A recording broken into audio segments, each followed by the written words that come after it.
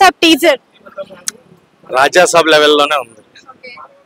Expect చేయలే మారుతి గారి నుంచి ఈ లెవెల్ ఆఫ్, ఎందుకంటే హర్రర్ కామెడీ లేదా యూత్ఫుల్ స్టోరీలు చేయడం వేరు, కానీ ప్రభాస్ గారిని ఎలా హ్యాండిల్ చేస్తారు.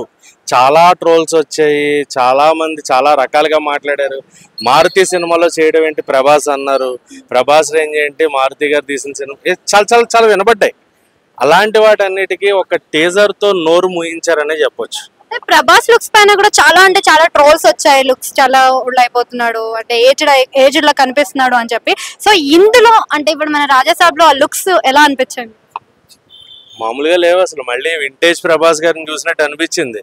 ఒక ఛత్రపతి ఆ టైంలో ఎలా ఉండేవారో ప్రభాస్ గారు మున్నా సినిమాలో నెక్స్ట్ లెవెల్ కనిపిస్తారు. నాకు ఆ లుక్ కనిపించింది అసలు. ప్రభాస్ గారి లుక్ కానీ ఆ మ్యానరిజమ్స్ కానీ, అంటే టీజర్ క్లైమాక్స్ లో భయపడేది కానీ అసలు నెక్స్ట్ లెవెల్ యాక్టింగ్. అసలు ఇంక ప్రభాస్ గారి గురించి చెప్పక్కర్లేదు. బాస్ అంటారు కదా, he's the boss of Indian cinema. Nidhi Agarwal కి మరి క్యారెక్టర్ స్కోప్ బాగానే పడింది అంటారు. నిధి అగర్వాల్ వీళ్ళందరూ మేము చూడలేదండి.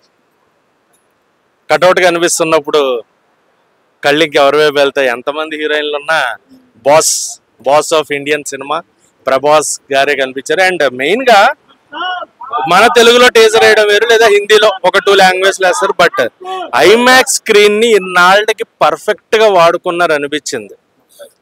ప్రసాద్ బిగ్ స్క్రీన్ లో ఇప్పటిదాకా నాకు, అంటే టీజర్లు వేసారు ఇలా చేశారు కానీ ఒక ఫంక్షన్ లాగా ఒక కంప్లీట్ రెబల్ ఆరా, ఆ ఆరాని చూసినట్టు అనిపించింది అనమాట.